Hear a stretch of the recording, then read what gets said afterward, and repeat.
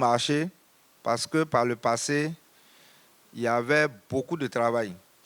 Il y avait plus de travail que de diplômés. Donc, ce côté que nous cherchons à régler n'existait pas. Mais aujourd'hui, il se trouve que tout le monde va à l'école.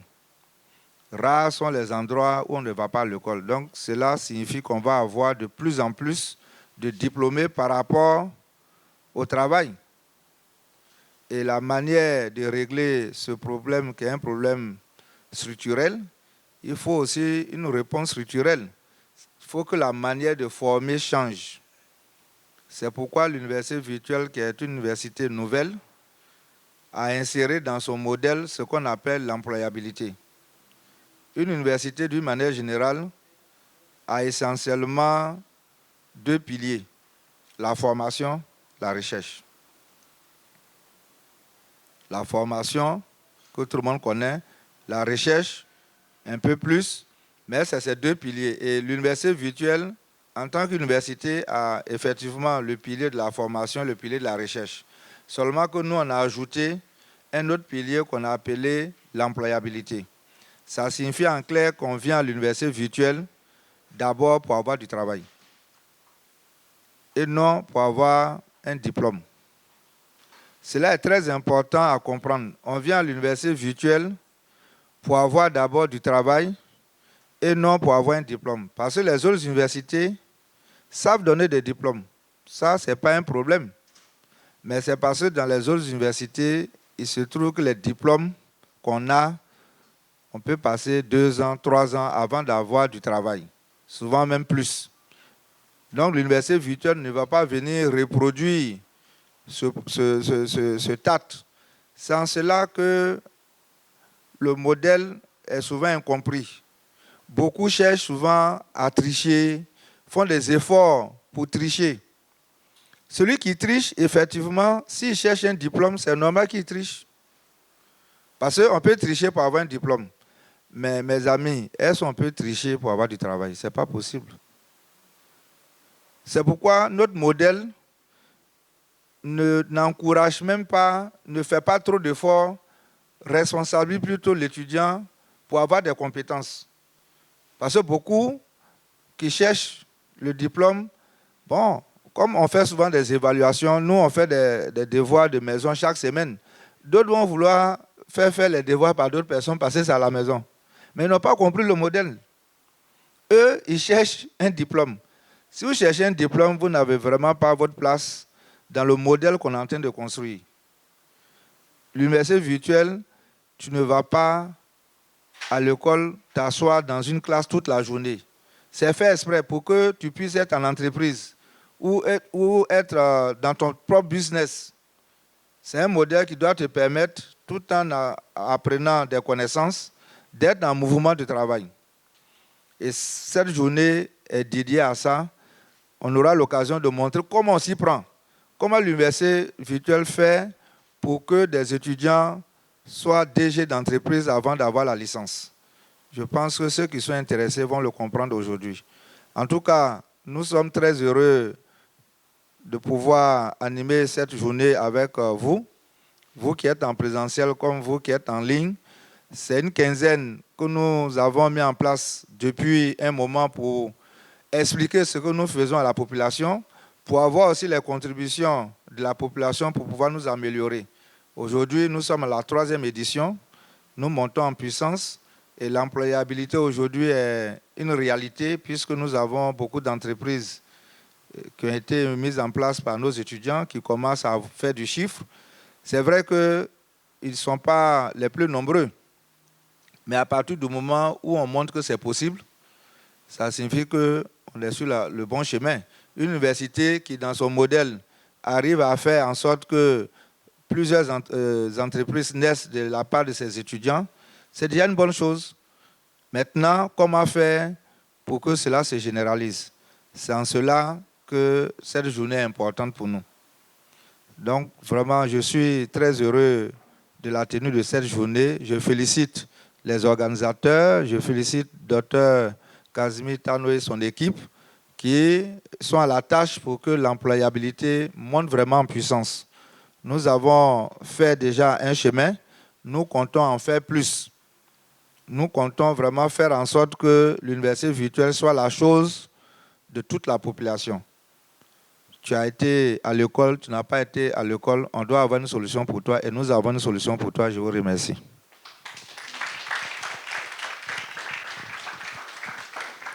Merci d'ovationner encore bien fort, Monsieur le Directeur général, s'il vous plaît. Il vient de dire qu'à l'UVCI, on vient pour avoir du travail et non des diplômes. On dirait que vous n'êtes pas content de l'entendre. Si vous êtes content, ovationnez encore bien fort, s'il vous plaît.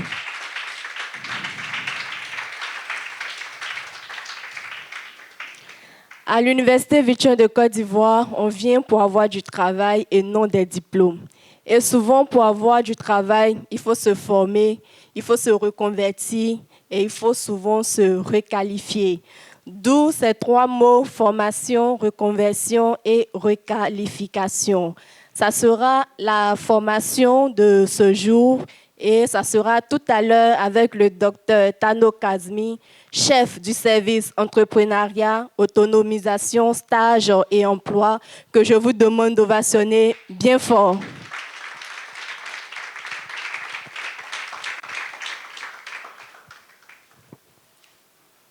Bonjour, Monsieur le Directeur général de l'Université virtuelle de Côte d'Ivoire.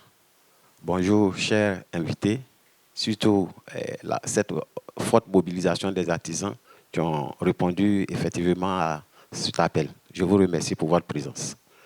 Je pense que cette session est dédiée à la quinzaine du numérique et c'est une journée qui est spécialement prévue pour la journée de l'employabilité. Et l'objectif principal, c'est de présenter le projet de formation, de reconversion et de requalification de nos jeunes.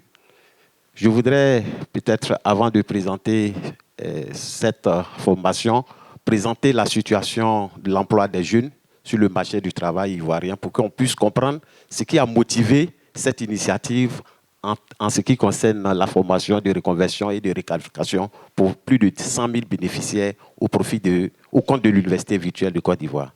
Monsieur Zanga, vous pouvez présenter le... Okay. Je vais me déplacer un peu, si vous me permettez. Alors, ici,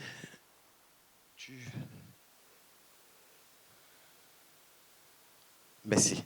Nous avions un contexte qui est motivé par la situation, c'est-à-dire le diagnostic de l'emploi des jeunes. Et cela est structuré en 7 points. Le premier point concerne la situation des jeunes sur le marché du travail. Le deuxième, les difficultés d'insertion des jeunes liées à leurs caractéristiques, les migrations irrégulières des jeunes, le dysfonctionnement du marché du travail, du système éducatif et les difficultés d'insertion des jeunes, les programmes actifs du marché du travail. Je vais expliquer tout ça et je vais énumérer, et puis après, je vais passer en revue pour chaque point pour qu'on puisse comprendre effectivement. Il y a aussi les obstacles institutionnels à l'insertion professionnelle des jeunes, et il y a le bilan de la mise en œuvre de la stratégie nationale de l'insertion professionnelle, de l'insertion et de l'emploi des jeunes en Côte d'Ivoire. On revient sur les 7 points que j'avais énumérés. OK. Alors, le premier point, pour qu'on puisse avoir une meilleure compréhension du chômage ou le niveau d'insertion des jeunes, il est important de comprendre effectivement la situation des jeunes sur le marché du travail. Quels sont ceux qui arrivent sur le marché du travail? Avec quelles qualifications ces jeunes arrivent sur le marché du travail? Quelles sont les exigences qui sont sur le marché du travail? Et à quoi ces jeunes seront confrontés en matière de recherche de l'emploi? Donc, tous ces points peuvent nous permettre de comprendre effectivement que les programmes actifs d'emploi sont des leviers d'insertion que l'État met en œuvre pour que les jeunes, quand ils arrivent sur le marché du travail, ils puissent être insérés. Et ces programmes peuvent être des problèmes d'insertion des jeunes si les programmes ne correspondent pas effectivement au profil et aux attentes des recruteurs ou des entreprises qui doivent embaucher les jeunes. Donc, tous ces points-là peuvent nous permettre effectivement d'avoir une meilleure visibilité de la situation de l'emploi des jeunes sur le marché du travail. On peut continuer, s'il vous plaît. Alors, nous avions quelques statistiques pour montrer effectivement le poids des jeunes en âge de travailler en Côte d'Ivoire. Il y a une enquête d'emploi qui a été réalisée. En 2016, on constate ici, nous voyons ici, que nous avions 62% de l'effectif des jeunes, des personnes en âge de travailler représente effectivement les jeunes. Donc, sur 100%, on a 62% qui correspond à la proportion des personnes actives pour avoir un emploi et cette proportion-là concerne les jeunes. En 2017, on constate qu'on a le même pourcentage, c'est-à-dire la même proportion. Et au fur et à mesure, en 2019, on constate que cette proportion a augmenté. Donc, depuis 2019 jusqu'à aujourd'hui, on constate que les personnes en âge de travailler concernent exclusivement les jeunes. Donc, cela pose un problème d'insertion et d'emploi pour les jeunes. Donc, il faudrait que les politiques d'État puissent apporter une solution concrète pour absorber cette main-d'œuvre qui se trouve sur le marché du travail, parce qu'à long terme, cela pourrait créer des problèmes au développement de notre pays.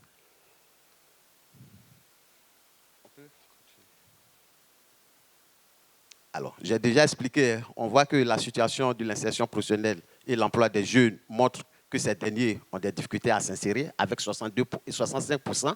Si les jeunes représentent 65%, cela veut dire qu'il y a nécessité de créer des opportunités d'emploi pour ces jeunes. Il y a la forte croissance économique qu'on a connue en Côte d'Ivoire, mais cela n'a pas eu un impact sur l'emploi de façon générale. Il y a eu des investissements dans le secteur public, mais cela n'a pas pu réduire le taux de chômage au niveau des jeunes. Et cela pose un problème. On constate effectivement qu'il y a des traits qui marquent effectivement et qui caractérisent la situation actuelle des jeunes sur le marché du travail. C'est cette situation qui caractérise la situation, cet indicateur qui caractérise la situation des jeunes sur le marché du travail concerne le chômage. On constate effectivement que la plupart des jeunes qui arrivent sur le marché du travail n'arrivent pas à s'insérer. Et l'indicateur qui les caractérise, c'est le chômage. Si on regarde les statistiques, on peut estimer que le niveau de chômage des jeunes dépend de la définition utilisée. Parce que dans les pays en voie de développement, on a un niveau de chômage qui est très bas, mais en réalité, on constate effectivement que le chômage est élevé. Cela est dû du fait que la qualité de l'emploi que les jeunes ont n'est pas une bonne qualité. C'est-à-dire, dans les pays développés, vous allez trouver qu'il y a un taux de chômage qui est sensiblement élevé, mais le niveau des emplois informels est très bas. Contrairement aux pays africains, on a des taux de chômage très bas, mais en réalité, on constate que la qualité du travail n'est pas décente. Je ne sais pas si vous me comprenez. La plupart de nos emplois sont dans le secteur informel. Or, ces emplois-là sont considérés comme des emplois qui comptent dans la définition du chômage. Parce que pour que tu sois un chômeur, il faudrait que tu sois en quête d'emploi et tu recherches à travailler et que tu sois actif. Or, pour quelqu'un qui gère une petite entreprise comme les cabines téléphoniques, il est en situation d'emploi. On ne peut pas le totaliser comme un chômeur. Donc, quand on fait le ratio, on constate que le taux de chômage dans ces pays en voie de développement est très bas, mais la qualité de l'emploi est précaire. On peut continuer? Oui, Diapo, s'il te plaît. OK, merci. On ne va pas passer en revue ces définitions parce que je viens de présenter. Bon, l'indicateur de la sous-utilisation de la main-d'œuvre qui prend en compte ces jeunes est plus de 4 fois supérieur au taux de chômage pour les 15 et 24 ans et 3 fois supérieur pour ceux de 25 à 34 ans. Donc, vous voyez que ces comparaisons nous montrent effectivement qu'à chaque tranche d'âge, le niveau de chômage n'est pas statique, mais ça varie en fonction de leur spécificité. Diapo? On peut continuer? Diapo, s'il te plaît, puisque c'est les mêmes explications. OK. On arrive effectivement à notre institution, parce que je disais tout à l'heure que pour qu'on puisse présenter ce qui a initié effectivement l'idée de faire cette formation de reconversion et de requalification pour les 100 000 bénéficiaires, cela se justifie du fait que les jeunes sont confrontés à des problèmes d'insertion professionnelle au niveau de la Côte d'Ivoire. Donc, pour régler ce problème, pour apporter une solution concrète, l'université virtuelle a essayé d'initier un vaste programme de formation afin que toute personne, que la personne soit diplômée ou pas, savoir lire ou ne pas savoir lire, peut bénéficier de cette formation pour pouvoir améliorer son employabilité, pour pouvoir répondre aux exigences sur le marché du travail. On peut? Diapo? Diapo? OK. L'objectif de cette formation de reconversion et de requalification au profit de 100 000 jeunes est de renforcer les compétences en vue de faire face à la pénurie de qualifications et de décalage des qualifications. De façon spécifique, nous voudrons améliorer l'employabilité de 100 000 bénéficiaires. Vous avez vu que j'ai enlevé jeunes, parce que cette formation va concerner effectivement toutes les personnes, toutes les franges d'âge, parce qu'on ne va pas spécifier effectivement jeunes, adultes ou enfants. Même les enfants de CP2 peuvent bénéficier de cette formation, puisqu'il s'agit des formations dans le numérique. Acquérir ou accroître une qualification, échanger le parcours professionnel de ces 100 000 bénéficiaires, former les bénéficiaires en leur donnant des compétences dans les métiers du numérique, mieux les outiller pour l'intégration sur le marché du travail. Diapo. Ici, comme on l'a dit, la STIP, c'est être en Côte d'Ivoire ou hors de la Côte d'Ivoire. Toute personne qui réside en Côte d'Ivoire ou hors de la Côte d'Ivoire peut bénéficier de ces formations de reconversion. Ne pas savoir lire, ne pas être en emploi ou ne pas être en éducation. Toutes ces personnes peuvent bénéficier de ces formations. Ici, nous avions le lien qui nous permet de voir le formulaire d'enregistrement pour bénéficier de ces formations. Je pense que vous pouvez aller là-dessus. Non, vous cliquez sur le lien, si possible, pour qu'on puisse avoir accès au formulaire d'enregistrement.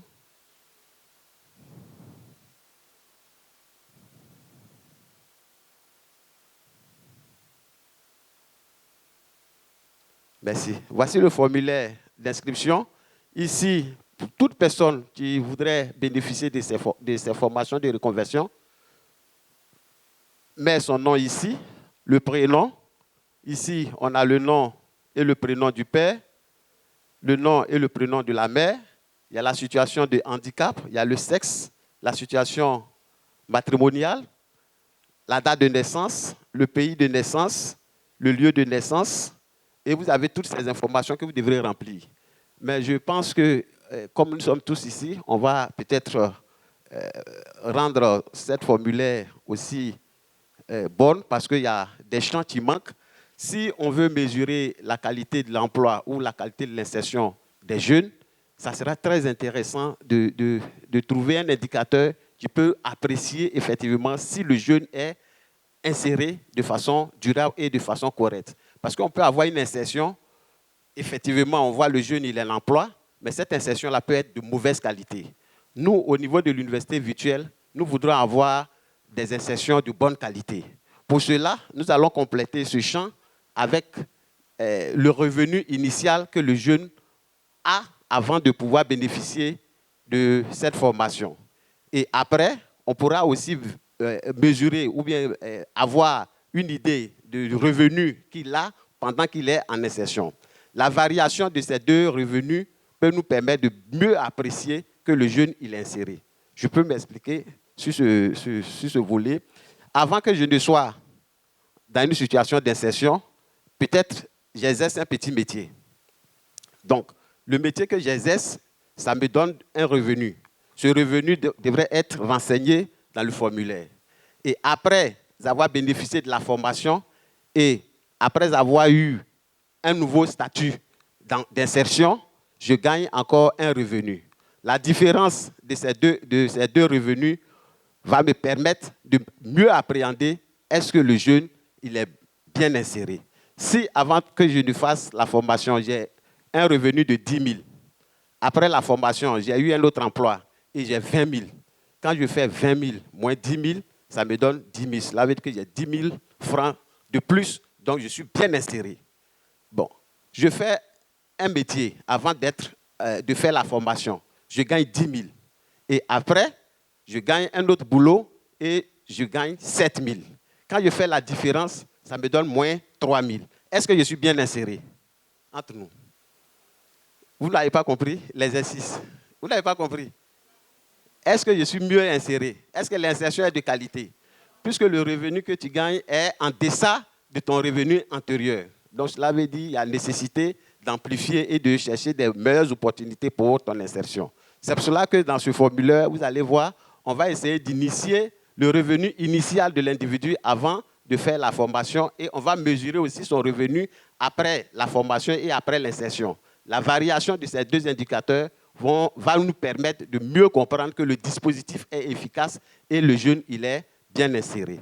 Donc, après cela, puisqu'il y aura on va travailler sur ce document, on pourra intégrer effectivement ces informations pour qu'on puisse capter la qualité de l'insertion des personnes qui vont bénéficier de ces formations de reconversion. Diapo, s'il vous plaît.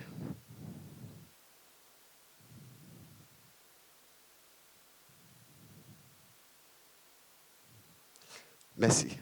On avait 3 principales activités. Je viens de présenter le projet de formation de reconversion et de requalification. Nous avions tout à l'heure une autre activité pour l'inauguration de la fraiseuse numérique. Mais ici, au niveau de l'université virtuelle, le directeur général a dit tout à l'heure, nous avions un laboratoire de fabrication ouvert. Ce laboratoire nous permet de pouvoir tester les objets que nous voudrons fabriquer, que nous voudrons mettre à profit à la population qui est aux alentours de l'université virtuelle. En ce sens, nous avions testé une fraiseuse numérique. Est-ce qu'il est là, le présentateur? Il n'est pas encore arrivé. OK, on va passer là-dessus et puis peut-être quand on ira pour l'inauguration, vous allez voir la composition de cette machine. Diapo. Merci. Au niveau de la 3e activité, concerne la coordination et l'interaction que nous voulons avoir avec nos chers artisans qui travaillent aux alentours de l'université virtuelle. Nous avions décidé de vous apporter un appui technique, de vous aider à pouvoir vendre vos marchandises. Parce que vous ne pouvez pas être aux alentours de l'université et l'université a des stratégies de vente en ligne et vous ne pouvez pas en bénéficier. Cette journée est consacrée à votre activité, comment l'université va apporter un appui technique dans vos domaines d'activité. La première chose, c'est de voir avec vous comment vous aider à vendre vos marchandises dans une boutique en ligne. Nous avions cette expertise. Il y a une entreprise bien constituée au niveau de l'université qui a l'expertise de la vente en ligne des marchandises. Cette entreprise va vous apporter une assistance en vous aidant, soit à créer vous-même vos propres boutiques en ligne, soit en posant ou bien en mettant vos marchandises en ligne dans la boutique qui est déjà créée. Donc, les 2 approches seront examinées et le directeur général de cette entreprise aura des séances de travail avec vous afin que vous-même vous puissiez apprécier l'approche qui vous semble un peu intéressante. La 2e chose, nous avions aussi une entreprise qui est au sein de l'université qui s'appelle Fortic Group, qui travaille aussi en ce sens.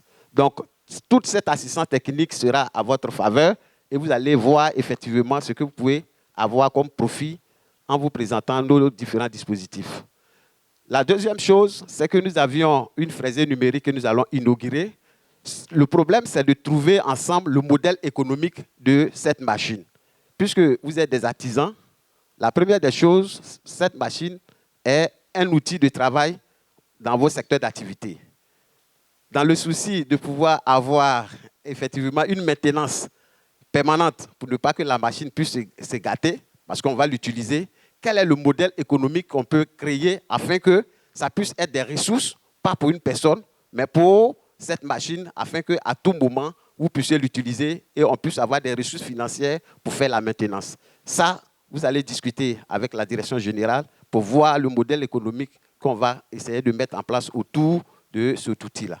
Je vous remercie.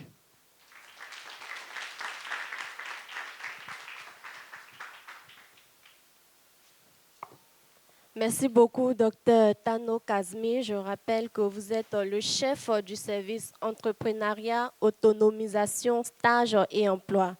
Nous retenons de votre formation que le projet formation, reconversion et requalification permet de pallier les problèmes de chômage pour les jeunes Ivoiriens. Et la fin donc de votre formation nous permet d'entrer de plein pied dans cette 2e phase de notre cérémonie qui est l'inauguration de la fraiseuse numérique. Sans plus tarder, Monsieur le Directeur général, honorables invités, nous allons vous demander de vous diriger vers la fraiseuse pour la phase de l'inauguration. Merci.